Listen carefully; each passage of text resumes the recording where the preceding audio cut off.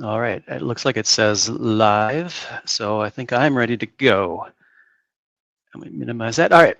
Hey, everybody, welcome to IT Security and Visual FoxPro. And I'm going to apologize right off the top because this session is actually about, I'm sorry, welcome to VFP and IT Security. And I'm going to apologize right off the bat because this is really about IT security and Visual FoxPro. So let me fix that quick. Okay, there. This is what this session is all really about. If you don't know me, hopefully I look like the guy who's on the screen there. If I don't look like that guy, you are in the wrong session. My name is Eric Selgi, and I've been a Fox programmer since I was a sophomore in high school back in 1985. Actually started back in PC File, then DBase 3, and then sort of first time I saw FoxBase, my life changed forever. You probably all have a similar story. Let's get together at the bar after this and talk about it. I can't hear you, so I don't get the feedback. I'm assuming you're all smiling right now. So I love developing in Visual FoxPro. Got to do it right up until fairly recently, but for the last few years, my work with the federal government has pivoted, and now I do IT security for the federal courts. Still do the Mad Fox meetings since 1995, and this is my first public speaking since 2019. So be gentle on those reviews, but do the review after the end of this, okay? Back when I started in 1987, IT security was a new thing. I didn't have any clue about it. These last few years have been really eye-opening. I've been so naive and trusting up until I got into IT security. So I guess let's see if you can come out of this session being less naive and trusting as I was. All right, I'm going to shut off my camera here so you can focus not on my face, but on my slides. Okay. So this white paper is going to, or this presentation is going to outline what I've been doing in IT security for the last few years. I'm going to go over the day-to-day tasks that I do as an IT security officer, so you can get a feel for the scope of my work now. I'll dig into what tools I use, what risk management frameworks are, and one specific framework in particular that I think is going to be useful for most small to medium businesses, maybe like yours. And then for the second half, I'll apply those tools and lessons that I've learned in my new role in IT security and try to apply them to your life and my previous life as a Visual FoxPro programmer. Now my generalization is that Visual FoxPro developers don't just churn out code all day like some places have. And I may be oversimplifying here, but I think we more often deal more directly with the code or the end users. We do the design of the code ourselves. We actually do the coding, the testing, the deploying, and we support it. If you saw Joel's session on DevOps last time, we do the dev and the ops often, a lot of times more than a lot of language developers do. So we not only have to be aware of security up and down the entire development chain, but we also have to know about the entire environment where our systems are deployed. And my goal is to raise your awareness of what an IT security professional does, and hopefully you can pick out some tips to make you a more secure developer and a more secure worker overall. And I'm going to throw a lot of ideas out here, and as much as I can, I'm going to try to avoid recommending specific tools. If I do mention a tool, it's not an endorsement as much as something that I'm aware of. And I don't claim expertise in anything that I do mention, just like FoxPro. I'll leave it up to you to pursue anything you see further and come to your own conclusions. So, does anybody have any questions before we begin? No questions yet. Excellent, excellent. All right, so let me give you a lay of the land, what I've been doing the last few years as an IT security person. Here's how my days go these days. Wake up, get to work, and I have to deal with I got to look at what do I need to address right now. I'm looking for any abnormalities in our system. And of course, for me to recognize what's not normal means I have to know what normal is. And that requires a combination of having baselines and, of course, combining that with my experience. So all of my systems are now up and running, all my tools. And so my baselines are fairly well known to me now. For example, I know how much traffic, network traffic is about average, right?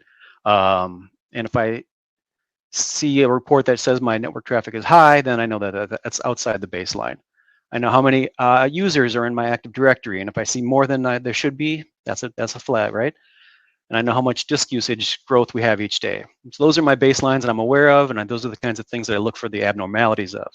But I don't do any of that stuff manually. It's all coming to me through a tool that is configured to alert me if things are abnormal. I can't do any of that stuff manually.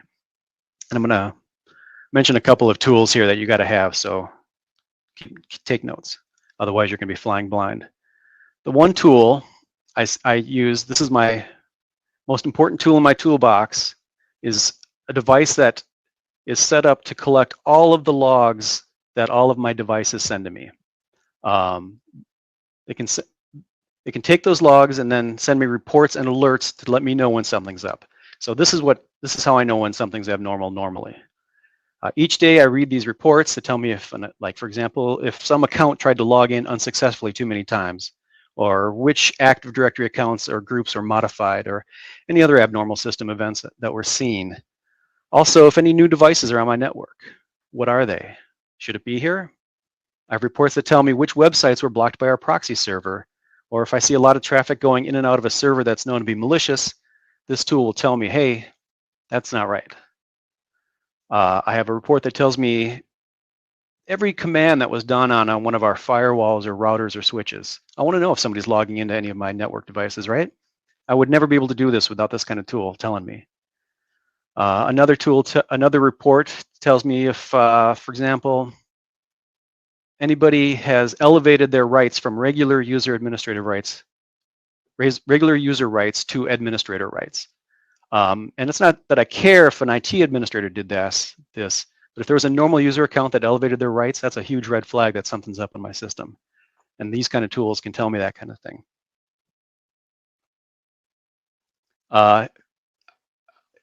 The tool that I use is called Splunk. It's kind of a more enterprise tool, although there is a free version out there. And again, this is not an endorsement of Splunk. I could do an entire session on Splunk. Splunk is amazing. It's very powerful. But I just want to show you a screenshot of Splunk so you can kind of see how it ingests. What you're looking at here is 4 events that happened that Splunk collected. And you can see how it's just raw data, but Splunk has the ability to slice and dice that data so that I can get, for example, pretty dashboards that look like this. And this is the kind of thing I look at more often, right? This tells me visualizations and aggregations of the data that it collected, which is far more useful than looking at those raw logs. So I know oftentimes when you're watching a movie and you see the IT security guy there, and there's just like lines of log code scrolling by him. That's not realistic. I don't know if you can believe it. Movies aren't always realistic, and that particularly is not realistic. Normally, they'd be looking at something like this, or actually getting an email that something is up. This dashboard here is one of the many kinds of dashboards you can set up in these tools, and this one is specific to IT security threat monitoring, which is more applicable to me. But you can set up dashboards for every kind of thing that comes in. So, for example, if you're sending your application logs to Splunk, you can have it tell you how many errors came in that day, and even set up a graph like this to see if your errors are trending down, or your burn rate for your agile. I don't do any of that stuff, but I'm trying to make up stuff here. Here's some other examples besides Splunk, but the Log Manager is, like I said, the most important tool in my toolbox. I see a lot of the comments that you guys don't want your data going outside your business. A lot of our European friends, want to keep everything self-hosted. So some of these are actually self-hosted,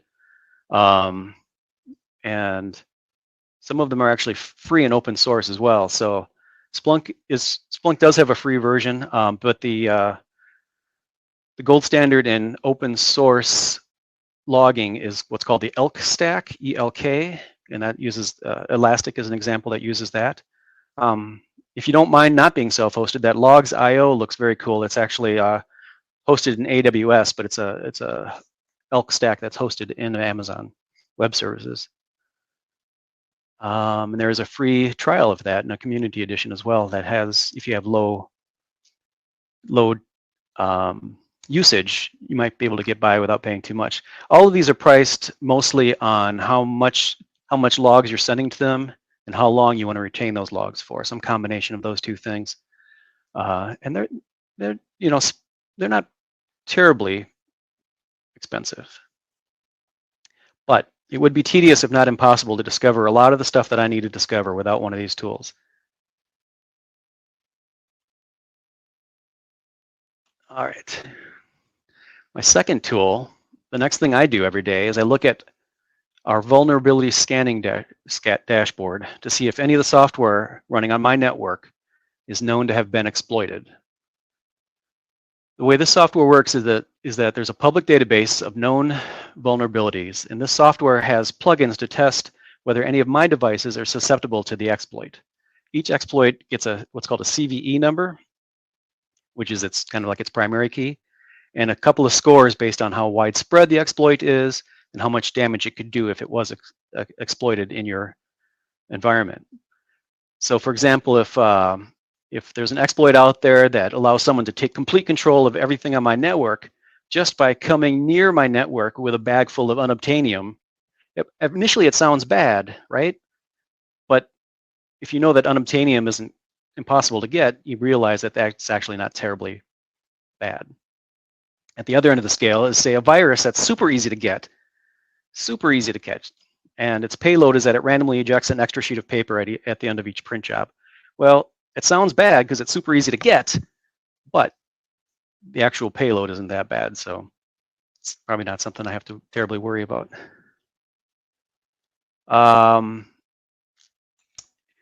If you're looking for a vulnerability scan, there are a wide range of products to do this kind of thing as well. An easy one to set up is called Nessus Essentials. Nessus is actually what we use in our office, but not the Essentials. The Essentials allows you to do up to 12 devices. So if you've got a small network, you can get this for free and download and install it and scan up to 12 devices. If you scan, I just set this up on my home network and did a scan. This is super interesting, actually. It came up with a couple of devices that actually had some vulnerabilities on them. And so what this does, you can see it lists each host that has vulnerabilities by its IP address. It shows you the blue is good. If you can see the blue, that's just informational stuff, tells you about the device. But of course, the red is worse. And this is what's called a non-credentialed scan. So this is what anybody who can get on my network can see about my devices, what's exploitable on my devices. I didn't have to log into any account on my machine. They also have the good vulnerability scanners have what's called credentialed mode as well, which you provided a username and password to use, and then it'll log into each device if it's running an agent on the device, as if it's logged in, and then it can actually see a ton more stuff because it has access to more of your file system. And so it can see, for example, if some of your software is out of date and let you know that, for example, you have Log4j running, which is something we had to deal with last summer.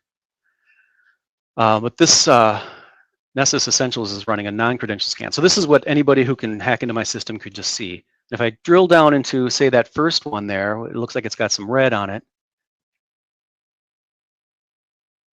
I can see that I've got a not so strong cipher suite that's still supported on this machine. I'm not really sure what that means. So if I click on that first one there, that 7.5 score, drill down into that further, I can see that the details of what that vulnerability is and what its risk factor is, and a couple extra links. So this is super helpful for finding vulnerabilities on your system. You can see how trying to find these individually without a tool like this would be incredibly difficult. Of course, once I see that there is a vulnerability, I got to figure out what to do about it, right? Every network is going to have vulnerabilities, and they all fall somewhere between the two extremes that I mentioned before, how exploitable they are and how much damage they're going to do. So they all get a job, and my job is then they all get a score, and my job is to prioritize them and ensure that we remediate the ones we're vulnerable to by either patching or removing the software. Remediation occurs when the threat can be eradicated. So you either patch it or you remove it. You should remove unsupported applications that will never be patched again. For example, Silverlight. Silverlight is a great example of unsupported software. Your vulnerability scanner will flag it. And since we have no software that requires Silverlight anymore, we just removed it. And that's the nice, simple solution if you can do that. But it's not always possible to simply uninstall unsupported software. Maybe you can think of an example of something. Exactly. I don't know what you put in the chat, but I'm going to assume somebody put FoxPro in there. We'll get to that. Mitigation is more like damage control. The issue can't be eliminated, but it can be minimized, maybe by fencing off the application that's vulnerable into its own virtual LAN, or putting it on an air-gapped computer, running it in a virtual machine, or if you can, a container, as we just saw with Joel's session. And of course, there are some vulnerabilities that can't be removed, patched, or mitigated. And in those cases, I can tell my software, hey, yep, I'm aware of this. I'm willing to accept this risk. So please quit flagging it as a vulnerability, because you're making my dashboards look red, and I don't want any red on my dashboards. I will tell you that usually when you accept a risk, there's some paperwork involved. So the powers that be know that you're taking on this risk. And this is actually, this risk of accepting unsupported software, for example, is where the mandate often comes from to remove FoxPro from some systems. Management is awfully risk averse sometimes, and they don't want to, even if FoxPro is known to be safe, they don't want to deal with the risk. So we'll talk about that more later on, of course. I did mention patch management. We have a system that automatically keeps all the software on all our devices up to date. And I can't recommend this enough. This just saves me so much time.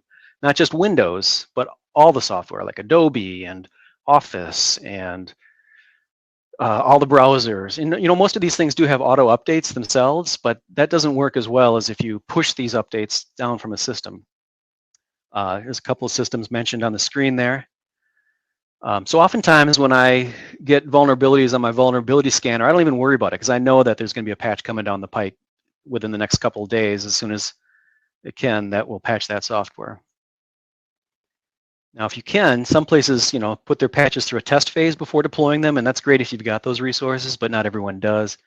So oftentimes we have to trust that the vendors, testers did a good job before releasing the patch. Of course, that doesn't always work out well. We've seen, I don't know if anybody here had to deal with Print Nightmare. Microsoft released, 4 patches before they actually got it right. I'm not sure they still got it right, honestly. So, all right. The next thing I do after I've made sure that I've done what I can to ameliorate any impending threats is I review sources that disclose any newly discovered vulnerabilities, try to figure out whether they apply to my environment. These would be exploits that my vulnerability scanning tool doesn't have the plugins to detect yet. Oftentimes these are 0 days, as they say. I monitor these emerging risks, try to keep everyone apprised of what's coming down, use my experience to determine whether the headlines or what my tools call a threat is really a threat to my systems, because I may already have controls in place to mitigate that threat. For example, if there's a new phishing campaign that takes over your machine due to a 0-day exploit of a browser, but that user has to be running as an administrator for it to work, then I don't worry, because one of the things that I made sure is nobody runs as administrator, ever. Even my administrators can't log on as administrator. They have to log on as their regular user, and then if they need to do something administrative, they have to elevate their rights. That's just good security practice, and I'll show you later on how I learned why that's good security practice. I mean, it makes sense when you hear it, but another common one is the new iPhone update. Everyone's got their iPhones on auto update, so they will get updated within a few days, but if there's a particularly bad 0-day, I can go into another tool I have called a mobile device manager and push out that update to them immediately. And this all helps me sleep at night. So I read those email briefs, put some examples there on the screen that I do. If you've got more examples, put them in the chat. I'd love to hear them. There's no dearth of information about security from all kinds of different sources, and some of them are better than others. So if you got a good one, put it in the chat. I do listen to some podcasts, get to watch YouTube channels as part of my job. Sometimes I get a little distracted, watch something else, but it's part of my job. And then another thing I do, it's kind of non-intuitive, is oftentimes we'll sign up for vendor presentations. Not that I intend to buy what they're selling, but a lot of them are kind of ahead of the game on what's coming down the horizon. So by watching their presentations, I can kind of see what's coming as well. And they also have a bunch of YouTube videos. And of course, I talk with my colleagues on the Slack and the Teams, the chat, all the different places as well. And of course, the meetups. I should put that in there as well. All right, and then once I've done that for the day, now I get to go to my sort of long-term projects. I plan, I prepare, I educate. I have over 20 different policies that I need to review at least annually and make sure that the right people have signed off on them. And you can see some of the policies that I have to take care of right there on the screen, including bring your own device policies, because we don't just let anybody come in and just set up their own laptop here. International travel, which is a whole, there's a whole lot of dangers overseas. No offense to my overseas people, but not every country is as, I'm not even going to go there. Never mind. And then one of the things I actually like to do, more long-term stuff, is set up security awareness training for my users. See, it's not enough for me to know what's coming down the pipe, right? I need to let everybody else know as well. So I have a security awareness training program that lets me do, for example, test phishing on my users, send them educational videos, and educate them on the latest threats. For me, I use a third-party tool to deploy quick training videos to my users every couple months to keep them aware of the latest exploits, such as smishing and vishing, social engineering hacks, whatever the latest scheme is that hackers are contriving, and they're always contriving something new. And this system has a nice learning management system built into it, so I can see who's actually done the training and give them reminders. If they fail the phishing, I can automatically drop them into a phishing remedial refresher course. I'm sorry, I call it refresher, not remedial. The reason we really emphasize phishing is because it really is still, in this day and age, and everyone's kind of aware of phishing now, more so than they were a few years ago. It's still the #1 way that credentials are compromised. So training your users how to spot phishing is probably one of the best ways you can to minimize your risk. A couple of companies that are leaders in this area are KnowBe4 and InfoSec Institute, if you've heard of them. I didn't put them on the screen, but security awareness training is huge. All right, so let's review what's in my toolbox. My log manager, my vulnerability scanner, my antivirus. I didn't talk about that, but why didn't I talk about that? I thought I had a slide on that. My patch manager, which keeps everything up to date, Windows, more than just Windows, but everything up to date. I mentioned briefly that I have a proxy server that everyone has to go through for web-based threat protection, and then security awareness training that I mentioned. So we must have questions at this point, right? Nope. It's very quiet in chat.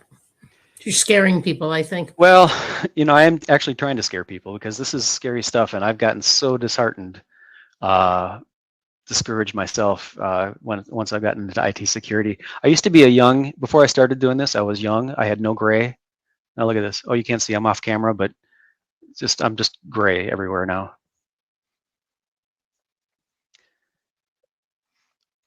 All right, well, if there are no questions, I will move on to talk about IT frameworks. So after the day-to-day stuff is taken care of, I work on ensuring that we are in compliance with our IT security framework. And if you want to go down a rabbit hole for the next few years, IT frameworks are a great start. So what they are is a set of guides and goals for your company to use to reach maturity. And there are tons of IT security frameworks out there. So the first task is to pick one that's applicable to your business. If one hasn't already been assigned to you, that is. If you're in certain industries, there are certain frameworks that are kind of in your that are made just for you. For example, if you're in medical or infrastructure or government, like I am, if you're in government like me, you get assigned the NIST 800-53 framework, which I'll talk about. But there's other frameworks that are, more focused, and therefore, like secure application development or web development frameworks that are narrower in scope and maybe more applicable to you. And of course, there's not just one framework for you. You can mix and match all the different frameworks so that you're in compliance with as many good things as possible. I mentioned the 800-53. This is the one that we have to use. And I don't know if I've mentioned this before, but if you come away with appreciation for your job as a developer in FoxPro and not as an IT security person, then I've done my job. Okay. So this is the 800-53 framework. It's fairly extensive. It's required for all government agencies. Probably overkill for most small businesses, so I'm not going to go into it too much, but we have to comply with 20 families. These are families of controls, and each family has dozens of requirements inside of it. So it ends up being over 1,000 different requirements, that different boxes that we have to check to be in compliance with this framework. It's a never-ending task. Here's a screenshot I took of just the first page of the first family, which was access control, just to give you an idea of what I'm talking about here. So, for example, access control 2 sub 1. Oh yeah, that's the other thing. There's all kinds of sub controls. Oops, somehow I went backwards. There's all kinds of sub ones as well. So AC2 here has 9 sub controls or more. And they say, I don't know if you can see that very well, but for example, disable all accounts within a certain amount of time. You can actually fill in how much time when the accounts have expired or are no longer associated with the user or are in violation of policy or have been inactive. So that's one of the things we have to do, is make sure that we're removing any users that should be removed, which kind of makes common sense, right? But somebody actually took the time to enumerate all of these common sense things that people should do for good security into this framework.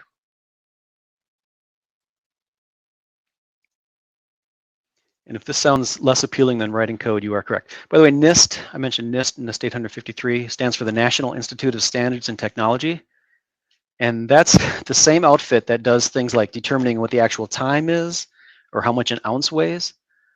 If you ever want to read some interesting stuff, read about how NIST originally got started as the Office of Weights and Measures, and it is literally fascinating how this government agency came about.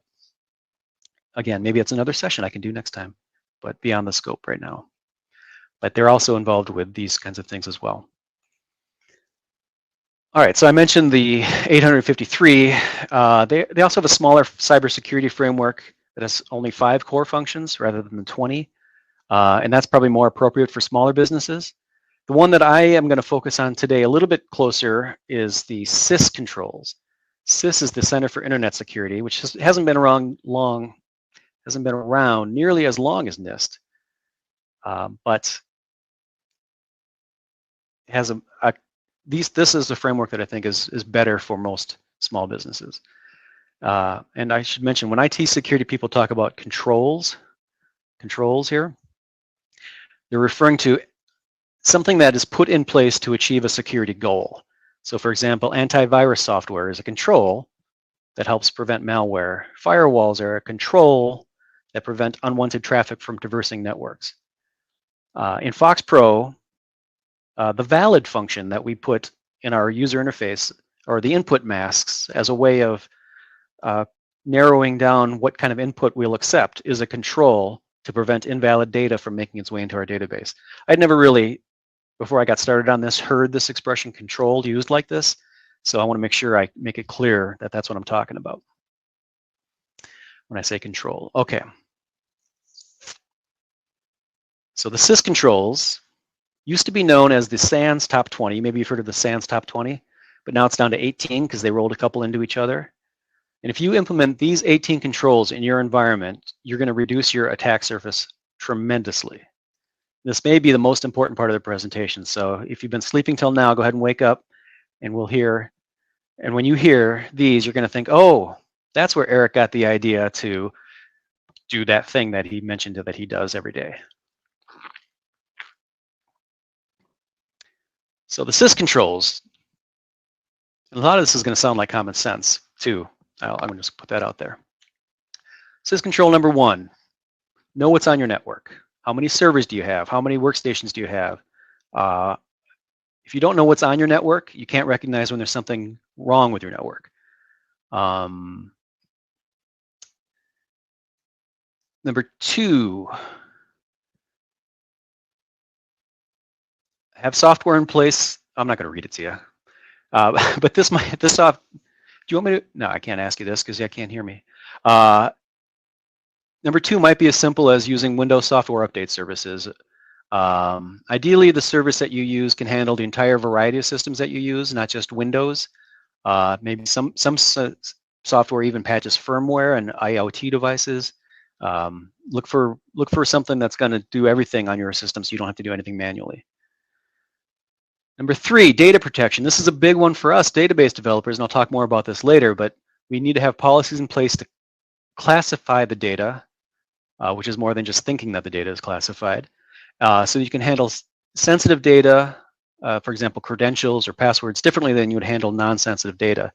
And this gets a little bit, it's kind of frustrating for me because I tend to categorize all my data as important, but there are people who spend their entire lives thinking about how to categorize data as either public knowledge or confidential or top secret, all that kind of stuff. And they want you to treat each category of data differently. So I don't spend too much time on that one my own self. I treat it all as important. And then number 4, this is meant to prevent rogue IT, which is kind of coincidental because that's how many of us FoxPro developers got started, right? Whatever tools that were available to us at the place we were working weren't getting the job done, so we got FoxPro and actually got it done. From a security perspective, it's bad if your people are installing software without your knowledge. From a productivity point of view, we know differently, but sometimes security and productivity are at odds. Number 5, account management. For most of us, that means Active Directory to manage our network accounts. But what about access to our applications? This applies to those users as well. And it's better to let a third-party provider like Active Directory or even Google handle the account management for your app. We're going to talk more about that in a little bit. Number 6, access control management. Don't let your users run as administrators. Ideally, make them use multi-factor authentication if they're logging into your app if it has sensitive data. Even now, a lot of places are going to multi-factor authentication just to log into their computers, which seems like overkill, but if somebody knows your credentials, but they don't have that multi-factor, it doesn't matter that they know your credentials. So that's another security control. Use local administrator LAPS. Have you heard of LAPS? I'm not quite sure what it stands for, but rather than having a common username and password for administrative users for all your machines, use LAPS to generate a unique one. Number 7, continuous vulnerability management. It's honestly the one thing you can do to mitigate most of your IT securities. Scan your devices for known vulnerabilities and patch them automatically. This is where this is why we have a vulnerability scanner. This is why we have a patch manager. And number 8, audit log management. This is exactly what I was talking about right off the bat. Helpful for alerting, reporting, forensics, and incident response. I mentioned forensics. If there's an incident that happens, your log manager's got all the logs to allow you to dig in to figure out what happened. But it's even better if it can tell you that something's about to happen before it actually does any damage. So that's where the alerting and the reporting comes into play. And then number 9, email and browser protections. Have that spam filtering going on. Run anti-malware. Run your traffic through a web proxy so that it blocks any attempts to reach out to known malicious sites.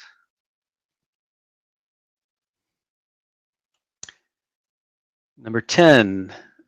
Oh, this is where I put that slide. Speaking of anti-malware, yeah, definitely be running it. Even if you have a Mac or Linux, I know a lot of people used to think you don't need antivirus if I'm running a Mac, but you definitely should. These days, Windows makes it hard not to run something. It comes with the perfectly acceptable Defender, which continuously warns you if you disable it. And Defender is good. It's fine. It's probably all you need if you're a small shop. Now, most decent anti-malware has a software firewall built into it as well, and that you can have policies that allow you to lock down, like, for example, USB ports, or warn you if you're about to go to a compromised website, like I mentioned. In anything but the smallest business, you're probably going to want to use software that has centralized management that allows you to deploy those policies down to the client automatically, so you don't have to go around and configure each device independently. And then again, be sure that logging is turned on and preferably forwarded to your log manager so that you can see the big picture. Number 11, data recovery. Make sure you have a recovery plan, not a backup plan. Nobody cares about your backups. The only thing they care about is whether you can recover. Those backups should not only include your files, but also device configurations, Active Directory settings, and other less obvious data stores. Tabletop your disaster scenario so you'll know what to do when the worst happens. Where will you set up? How will you get back up and running? This is something that we have to do. If you're a FoxPro user, there's a very good FoxPro backup program available from Rick Schumer, so check it out. Number 12, network infrastructure management. Ensure all your network devices are also patched and secured. If you have run Cisco, every week I see that Cisco has got a new firmware update available to its stuff because somebody found a vulnerability. And that's probably because Cisco is sort of the big dog right now, and of course everyone's inspecting their stuff. 13, network monitoring and defense. Set up all those alerts and log management. Configure your firewalls to only allow traffic to get through. Create VLANs to separate traffic, especially to workstations that handle sensitive data. And I'm going to mention right here that if you've got a place that doesn't want any FoxPro apps installed for whatever reason because they think FoxPro is not secure, but it's a crucial app that you have to keep running, put it on a virtual network, and that way, if there is a vulnerability in FoxPro, it won't be visible to somebody who's on a different segment of the network, because that vulnerability scanner that I did won't be on the same network as the FoxPro app. That's control 13. Control 14, we're almost done. There's only 18, remember? And a couple of them are not much to be mentioned. All right, 14, security awareness training. I already mentioned this. We use KnowBe4 here, but this is actually one of my favorite things to do is set up these security awareness trainings. 15, server provider management. The same way your bank wants to ensure that you're PCI compliant if you're taking or storing financial information, you want to ensure that your third-party providers are also secure. And if you've seen my Don't Be a Target presentation from a few years ago, you'll know why this is important. Doesn't matter how secure you are if the people you're letting in the door are not secure. And then 16, application software security. This is the heart of what we do, or what we as Visual FoxPro developers really care about. This one control, application software security.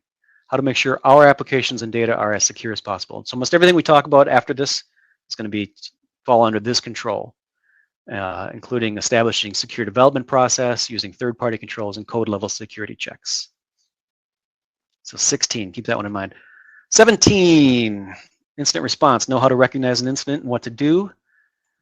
And 18, penetration testing. This is the when a lot of people think of IT security, they picture this sort of, this is the dramatic part of IT security, is like, oh, hackers, coming at me from all different directions and trying to find vulnerabilities. Yeah, I mean, you should probably you should probably simulate these sorts of attacks before the bad guys do, so you can see if you have any issues. But this is actually not something that we do constantly. So, all right, that's the sys controls, which is the smaller framework that is probably more applicable to you guys. Any questions at this point? Yeah, they came in right after, I think, when there weren't any before, people decided to put them in. Excellent. What is smishing and vishing? Excellent. So somebody's not getting their security awareness training, or they would know that smishing is, okay, so you know what phishing is, right? Phishing is emails that are attempting to lure you into clicking on a link that takes you down a path that can compromise you. And that path could be installing malware, a romance scam, a business email compromise, which is when you try to convince your CEO to write you a check for $1 million because you ordered something, some sort of thing. Phishing is when it's done by email. Smishing is when it's done by SMS. Isn't that cute? Smishing. And vishing is when it's done by voicemail or voice call. So I call you on the phone. I say, hey, this is Eric from IT. I'm working on your system, and I need you to tell me your username and password. That's vishing. Okay. Voice phishing, I guess, is how you can think of that. Okay. This, I think, is a question. Proxy server for web access, please expand. Yeah, so most people, or by default, I'll say, you have a web browser on your machine, and when you want to go to a website, you type in the URL, and your DNS server tells you where that is on the internet, and then you go to that server on the internet without any sort of barriers between your computer and that site. If that site is a known malicious site, you're going to go right to it because nothing's stopping you from going to that site. But what a web-based threat protector, like proxy server means something you go through on the way to your destination, essentially, right? That serves as a middleman. And a web-based threat protector will make sure that you aren't allowed to go to places that are known to be malicious. And they're configurable. So, for example, you can say, hey, it's okay if my people go to, for example, YouTube, because I don't care if they watch YouTube at work. Or you can turn that off and say, nope, I'm going to stop my people from watching YouTube, or I'm going to stop my people from watching the entire collection of sites that are categorized as entertainment because I don't want them looking at entertainment sites at work. I mean, it's up to you to determine which policy is right for your business, but that's the general idea of a proxy server. One of the things that our proxy server stops, and the reason it stops it is because, for example, say there is a phishing email that comes in and it has a link in it that takes me to a site that is known to download malware. So now, hopefully, I've trained my users to not click on that link at all.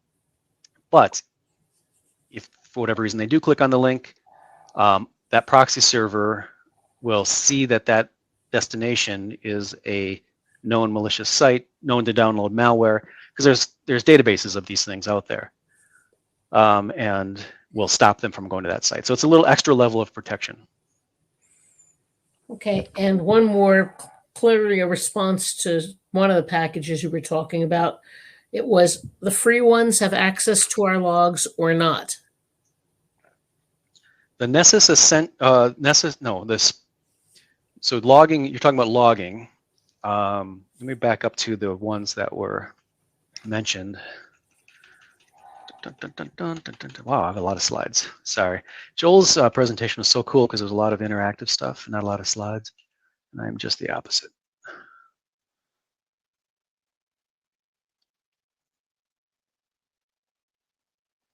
Getting there.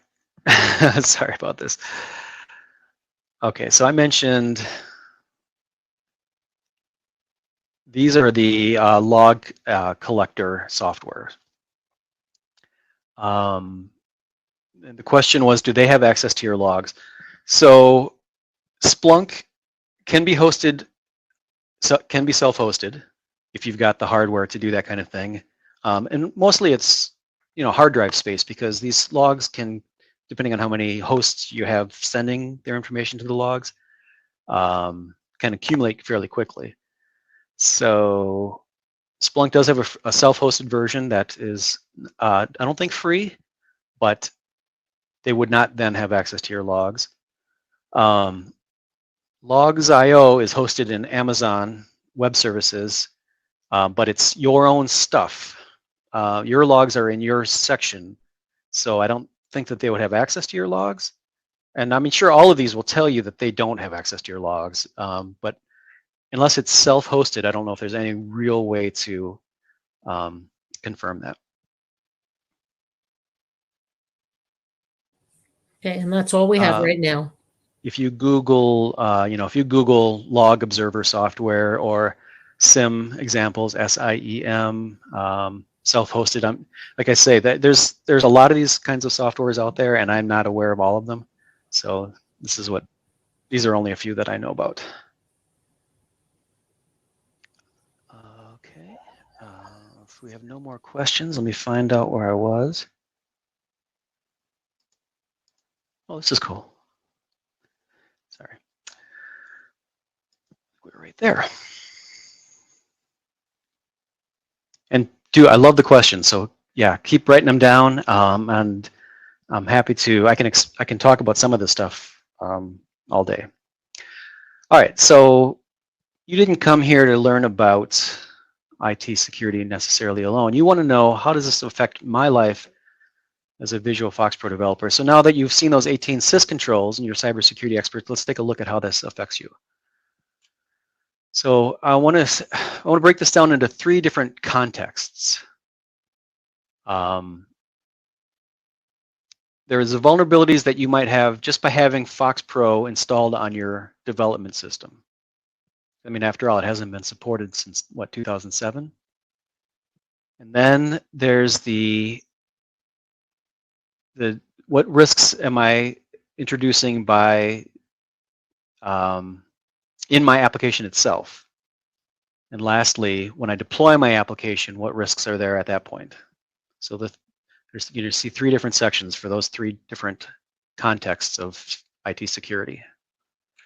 So the first one, is VFP9 itself secure? If I'm a developer and I got a Windows box and I got Visual FoxPro 9 on it, is it secure? Well, let's run that vulnerability scanner on it and see what happens.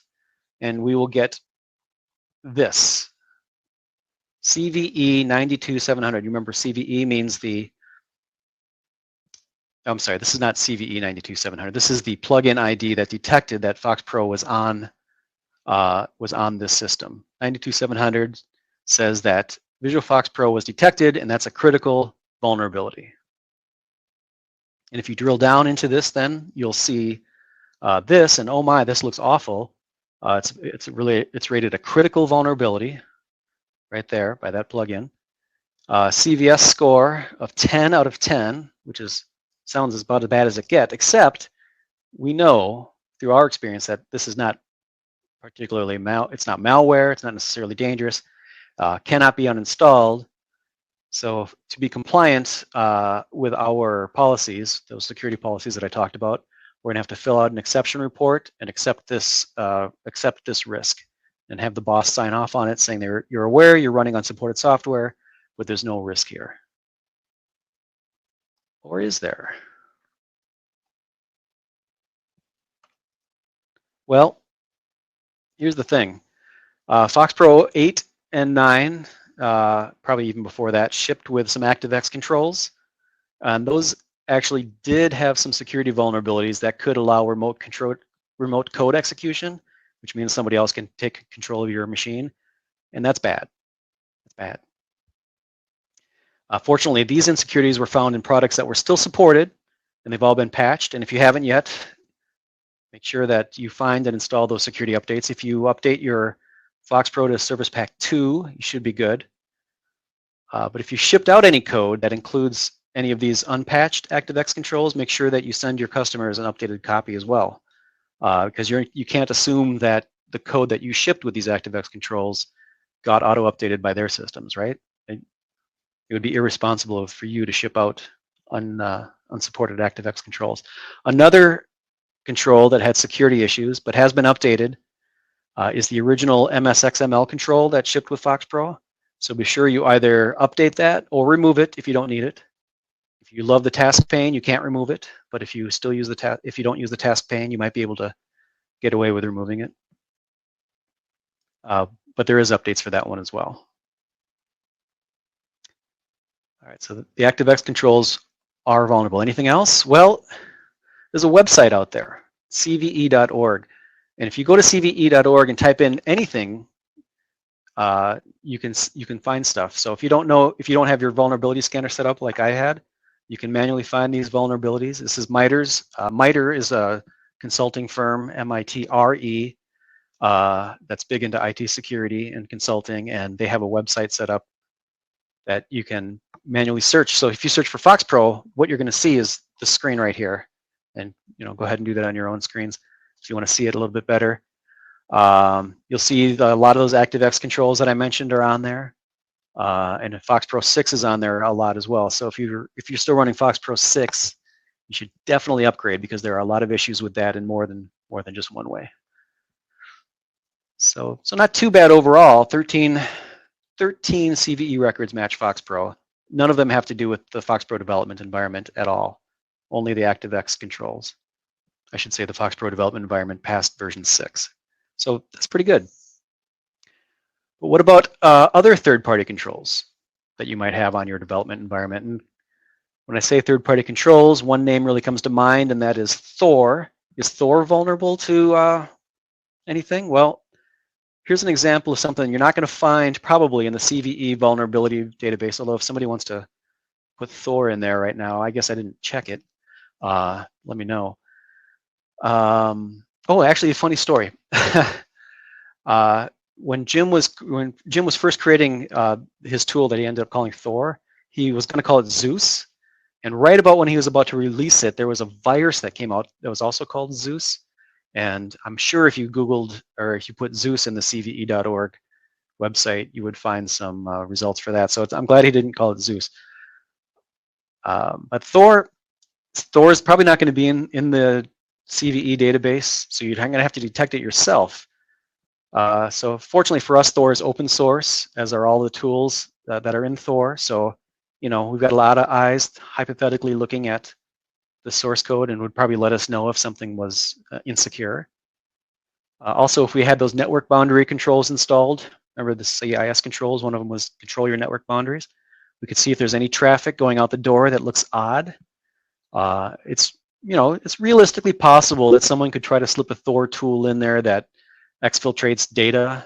But I'm going to take my chances with Thor. This is probably a good time to mention that I'll take my chances is not good IT security policy. All right, well, okay, now you're thinking maybe what about Visual FoxPro Advanced or X Sharp? VFP-A is actually, it is VFP9 and it's absolutely amazing. He single-handedly is continuing to support Visual FoxPro in a way that Microsoft has abandoned. He does this by patching the binaries to Visual FoxPro IDEs and runtimes. It's not open source, so we can't look at it. And even if we could, it's written in assembly or something, and I doubt many of us could really inspect it in a meaningful way for insidious code. But we'd have to look at, again, the externalities of the code to determine if it's got any vulnerabilities. And it is difficult. Again, we could look at those firewall logs to see if there's any data going out from our applications to IPs unknown. And the way you do that is you go to your firewall and you say deny all, and then you run your application, and then you looked at what was blocked from that application in your firewall logs, and you can see if it was trying to communicate out anything. For me, I'll take my chances. I think VFP-A is probably secure, and if it wasn't, we'd have heard about it by now. And of course, Zhuangbing's reputation is relying on it being secure, so he'd be risking a lot if it wasn't secure. How about X Sharp? X Sharp is now we're back into open source land. In general, open source software tends to be more secure than closed source because of the many eyes that can be laid on it, although this may be a myth. It depends on what you read, but the idea is that open source software is more secure, maybe counterintuitively. But again, with X#, we can run all the .NET source code analyzers on the compiled code and see what it has to say as well. But just being open source doesn't guarantee it's safer, but it's no riskier either. And the whole world is running on open source, so I have no qualms with X# either.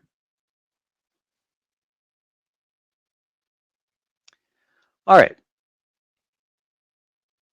Now that we've determined that our development environment is probably secure as FoxPro developers or even X# developers, let's focus on the apps themselves. And this is where that syscontrol 16, application software security, comes into play. Syscontrol 16 has 14 guidelines. See how this all starts to get a little crazy? It's just drill down and drill down and drill down. And I'm not going to go over all 14 of them like I did for the syscontrols, but I'm going to pick out things that you should do as a FoxPro developer, and where I can, I'll tie it back to which guideline in syscontrol 16 that applies to. And I want to give full credit here. Some of these were actually taken from the OWASP secure coding practices as well. If you're not familiar with OWASP, that's another secure software development consortium, if you will. All right, so number one, be sure to keep a list of any third-party components that you deploy with your app. I mentioned this with those ActiveX controls. Now with FoxPro, it's not likely to be as extensive as it might be compared to like a Node.js. If anybody here's done Node, you know that has dependencies upon dependencies upon dependencies. And there have been multiple times when some dependency was compromised and it made entire enterprises vulnerable. I mentioned earlier Log4j. Log4j is a component of a lot of Java applications. It's kind of the equivalent of our Log4Fox that's on VFPX. And if we did have Log4Fox installed and all of a sudden we found out it was vulnerable, it'd be kind of a similar analogy. Unfortunately, a lot of tools like Node have automatic ways of letting you know if any of the components in your application have been found to be either out of date or insecure. Right now, I'm not aware of any tool that does that in Visual FoxPro applications, although that would be a very cool Thor tool to have, or maybe integrate it with Project Explorer. So write that down to do.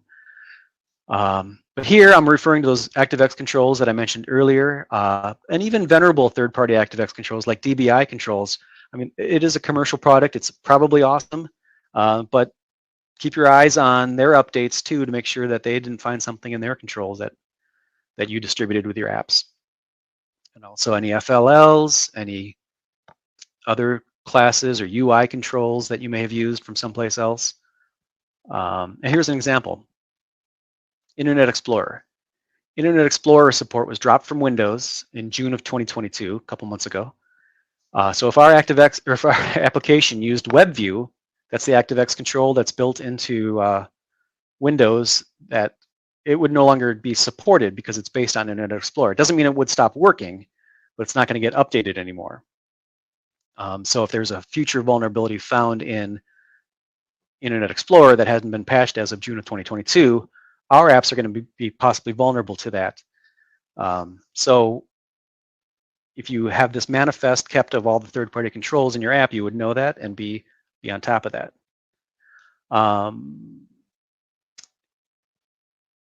So hopefully by now, if you did have a WebView, you've updated it to WebView 2, which is the edge-based web control that you can use now in your Visual FoxPro applications, and all your problems would be solved, right?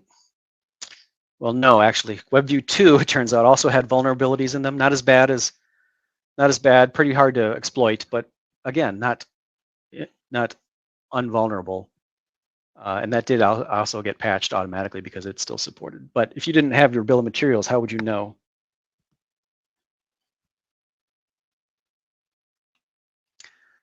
Another one, error handling and logging. Develop a process for handling bugs and vulnerability reports in your software. Have a centralized place to collect that bug information from users. One of the best tools that I've ever seen, I think it was from Doug Henning, it was called the Error Handler class. It handled runtime errors by collecting the entire environment at the time of the error. It allowed the user to embellish the report and send it off to a pre-configured email address, which is pretty sweet. A modern process might post that error to your Slack channel or send a message via Twilio to notify the user, to notify the developer.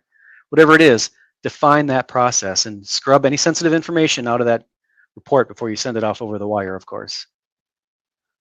And then once you get a bug report, you as the developer need to investigate that root cause of the incident to determine why it happened. It works on my machine, is not acceptable. And unless, like Joel, you're shipping your entire machine to your customers. Now, this is difficult to do if you don't have a tool that collects that information like the error handler. And if your systems have good audit logging, that's syscontrol 8, you may be able to review those logs to help determine what outside of your program contributed to the problem.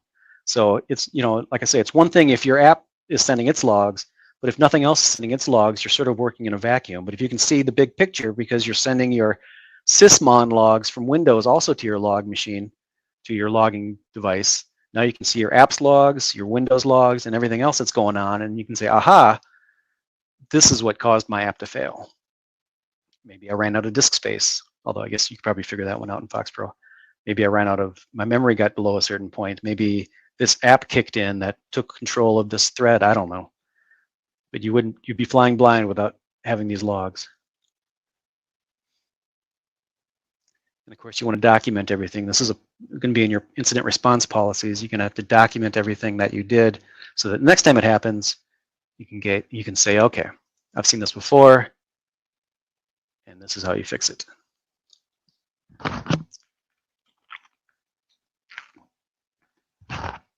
Input validation. We're used to doing this in the user interface, but it's actually best to validate it at a trusted source, which is where the data is actually stored. If you accept anything that's sent your way before validating, it might allow manipulated or corrupted data into your database. But if you're writing APIs, for example, that just accept data, you don't really have control over the user interface. So this means validate at the user interface and at the database. So for FoxPro, if you have a DBC, you might have code in your user interface that validates this ID, but put similar code in the field validation in the DBC so that if the data is coming in not through your user interface, but through some other method, it still gets validated. That's 16.10. And the principle is actually to validate at a trusted source. So that's your database. 16.10. Apply secure design principle. Oh yeah. Use standard tested authentication services. So if you can, outsource that user directory to a third party like Active Directory or Google, or Okta if you have some other identity provider that you use, some sort of identity broker like that. But if you can't, and your data is sensitive, or no, I'm sorry, if you can and your data is sensitive or valuable, implement multi-factor authentication. I talked about that earlier. So if your app, your FoxPro app is, has something important behind it, like customer data that you don't want getting out, don't just allow anybody to just start the app and go right on in. Once they put their username and password in, also have them do multi-factor authentication. That's a whole other session. If your application keeps credentials, only store salted hashes of passwords. I talked about that before in some other sessions. If you have a login screen, don't use invalid username, invalid password. Just use something more generic like invalid credentials so they don't get a hint to what the problem is. Log every instance of an attempted login, whether it's successful, but especially if it's a failure, and forward those logs to that log manager so you can get alerts if somebody's repeatedly failing at logging in, because that's something you're going to want to know, right? What's up there?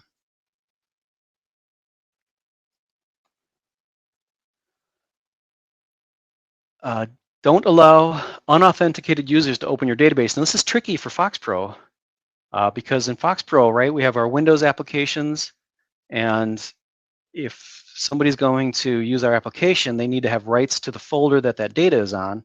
So what's to stop them from using some third-party tool like what Fox Console, for example? Keep throwing back to Joel's presentation. I hope you all saw that presentation. It was great. But what's to stop them from using something like Fox Console to open up our tables and look at the data?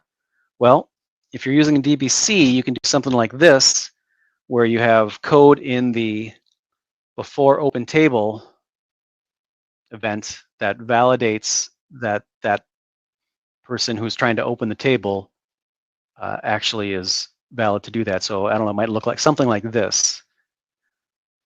So it's just saying, hey, before I open this table, I'm just going to confirm that my VFP object has a property called OUser, and that OUser has a property that says that they can open this database. Now, how this all got instantiated is done by a user who knows what they're doing and puts this in there. So if you're a casual user who doesn't know how to create this OUser object and store it in the VFP application object, then you're not going to get into the database. Now, maybe you have another solution for this. If you do, put it in the comments, but this is just something that came to me while I was putting together this presentation. And of course, if you have SQL database, a lot of this goes away because they don't need to have rights to your folder to see the database.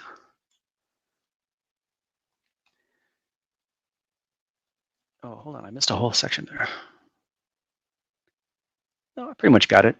I didn't read my script exactly the same, but I ad-libbed it pretty good. All right. I saw a post in a popular FoxPro forum that shall go unnamed from a user who also shall go unnamed, mostly because I don't remember their name, talking about kind of proudly how they had contrived their own two-way encryption algorithm. Don't do that. Just don't. VFP comes with a collection of classes in the _crypt, FoxPro Foundation class that taps into the Windows Crypto API and will do a far better job. There's no reason to be rolling your own cryptography. And the principle that this ties back to is 1611. Oops, I should be over here. 1611. Use vetted modules or services for application security components. Don't recreate the wheel if it's already out there in a more secure method. Also, protect. I talked about salted hashes before. Well, where are you going to store your salt? And I might have to explain this. If somebody asks the question in the chat box, I will tell you what this is if you don't know what it is. Protect those magic strings, your connection strings, for example, from prying eyes by using cryptography. All right, I mentioned briefly the OWASP. If you're using the web view control in FoxPro, or if you're developing a web-based interface to your FoxPro application, what a lot of people are doing these days, be aware of the OWASP top 10. If you haven't looked at them in a while, review them. They do get updated every once in a while. Full of good security advice here on how to avoid SQL injection, cross-site scripting, and well, that's all I have to say about that, I guess. All right, apparently I didn't tie that one back into a number, but it probably is. All right, source control. This is 16.1. Maintain a secure application development process. Source control, use it. Your code is an asset as much as the data that you back up and should be categorized as critical and backed up often. Don't use it to store sensitive information. Source code leaks happen all the time. There's entire websites out there devoted to interesting things that was found in public source code repositories. Store configuration information, the way I mentioned in the previous slide. Encrypt it in a configuration file or a web API or some way that is not visible to the naked eye. Restrict who has access to your source code repositories. So for example, if you opened it up to a third party like a contractor, revoke that access when they move on. You can have the best IT security policies, but if a contractor gets compromised, it ain't going to matter. And then, of course, push early and often. If you use VFPX as Project Explorer, you can have that pull, commit, and push automatically.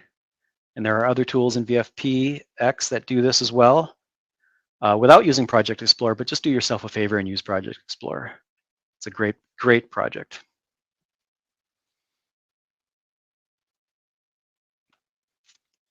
Uh, 1612, implement code level security checks. So the best time to begin writing unit tests for your applications was before your application was even written, but the second best time is now. And unit tests help determine if any changes that you made to your code are likely to make your functions return a different value than you expect them to. FoxUnit is out there on VFPX for dynamic code analysis. If you saw Joel's session, awesome session, he talked about how to use FoxUnit in your continuous integration. So well done.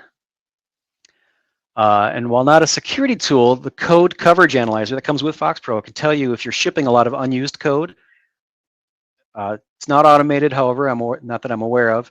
And I'm not aware of any other coverage tool that'd be good for including in a software development lifecycle. So I'm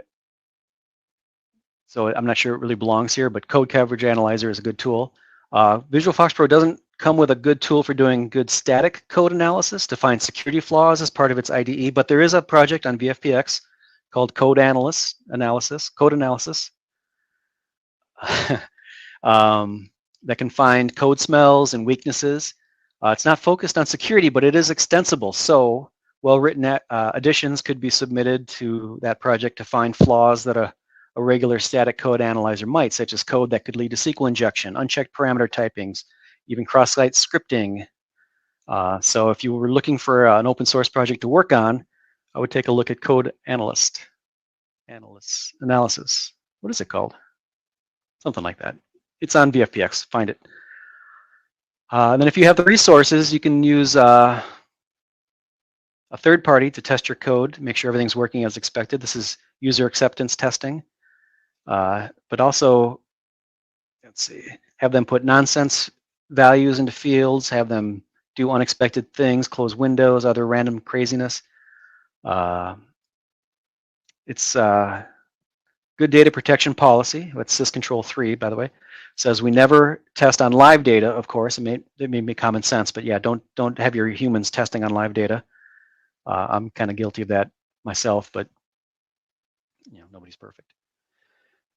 All right, so that's secure application development. Let's talk about one last section, which is deployment. Once we release our app to our client, our security journey continues. I'm going to assume you're developing apps for Windows if you're a FoxPro developer. If that application uses DBFs stored on the network, it's likely that the network uses the SMB protocol. I don't know if you all heard this story. This is a great story. The NSA discovered a bug in SMB quite a while ago, that allowed an attacker to take control of another PC by sending, specially crafted packets on the network. They kind of kept this bug to themselves, didn't tell anybody, didn't tell Microsoft. Microsoft could have fixed it had they known, but NSA kept this to themselves and used it because they didn't want it fixed. When the NSA was hacked back in 2016 by the shadow brokers, the code that exploited SMB, as well as a lot of other exploits, got into the hands of hackers, and they quickly exploited it. And that was WannaCry, if you've heard of WannaCry. So upgrade your SMB. This is not FoxPro per se, right? This is in the environment that you're deploying to, but make sure that your environment has upgraded their SMB to either version 2 or 3. And when you do that, you're going to have to turn off opportunistic locking because otherwise that'll slow your machine down. All right, let's talk about code signing. Code signing is a way to verify that the exe that you delivered is actually did come from you and has not been tampered with. It doesn't mean that the code is safe or well written. I mean, a virus could be signed, probably not going to be signed because it makes it more easily traceable if it is signed. You can figure out, who the code authority was and find the original author. From its inception, Windows has never required EXEs to be signed. But this is huge. Now, starting with Windows 11 to H22, which is just starting to roll out, I think this is good timing in the next week or two. To H22, there's a new feature called Smart App Control. And good systems managers will enable that. And that tells Windows to only run applications that have been signed. And so if your code is not signed, essentially your code will not run on those machines. So we can sign our applications easily enough using Microsoft's sign tool that comes with the SDK. If you've seen Doug Henning's deploying VFP applications session or read his white paper, there's a link to that in my white paper. He goes into all the steps that it takes to actually do this. But essentially, you get a certificate from a certificate authority that does cost money, about $70 a year. There are no free ones that I'm aware of. That would sort of defeat the purpose if it was self-signed anyway. You install that certificate in your Windows certificate store, you export the private key, and you use that sign tool to sign your EXE. And that makes this error message that you're seeing on the screen go away. And it allows applications that are running. You'll see this if you have Smart Screen running on Windows now, and if you have that new Smart App Control running, it will allow the application to run. It's also a good idea just to sign your tools. It gives it you sign your code. It gives it a sense of professionalism, like you're actually a professional developer. All right, one more thing you want to do: encrypt your code. Visual FoxPro's executables have this weakness. If somebody wanted to, they could decompile the exe back into its component source code using a tool like Refox. Refox is a huge lifeline if, for example, you inherit an exe and the original developer has gone away and you need to maintain that application. But it can also be used for nefarious purposes like stealing source code. The solution to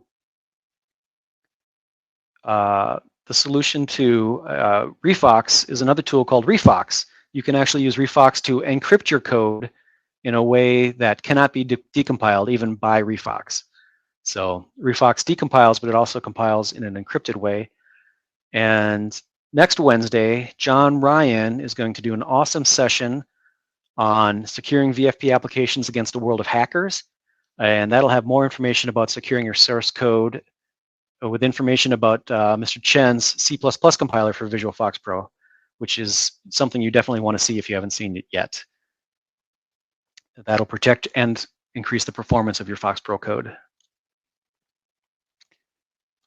And then also, lastly, automate your development, your deployment. This actually is, this one slide is all of Joel's presentation right here on one slide. Humans are fallible, likely to omit steps, make mistakes. Safest way to consistently check your code into source control, run those static and dynamic tests if you have them, compile your code, encrypt your code, sign your code, deploy your code. You got to automate the whole process. That's DevOps, right? A few years ago, I did a presentation, now a very dated presentation on continuous integration using Jenkins. Don't read that anymore. Joel's paper has superseded that. Be sure to incorporate those security tips he mentions there also to make it DevSecOps. Nowadays, it's all about DevSecOps. And you heard Joel emphasizing the benefits of automating it all. So, in summary, here's what you learned today. You learned what my days are now like. Not as exciting as developing in Visual FoxPro. I've introduced you to the 18 sys controls that guide a good IT security program. Mentioned the OWASP secure coding practices as well. They kind of go hand in hand. These are two of the many frameworks designed to help you become a more security conscious developer. There's a lot out there. And it can be tedious. And I myself have become discouraged about the state of IT security because there really is a large attack surface and like an endless supply of nefarious crackers trying to exploit any weakness they can find. So, cybersecurity is kind of hot right now, and it may seem like the greener grass, but I preferred being a developer myself. So, in conclusion, I hope I raised your awareness of security issues and discouraged you from becoming a cybersecurity professional and remaining a developer. So now I'm ready to take your questions. I can take them here, or if we have time, it looks like I'm kind of early. or I can take them in the room, whichever you prefer tomorrow. Actually, you're over a little bit, so let's have people take their questions. Oh, am in the I over? session room. A Oh, little I bit. thought I only. Oh, I am over. Look at that. Huh. All right. Yeah. Let's go to the other room. I'll take all your questions over there. That'd be awesome. I'll even go on camera. So thank you. Don't forget to fill out your evals. Did I mention that? Yeah, fill out your evals. I'll see you over there.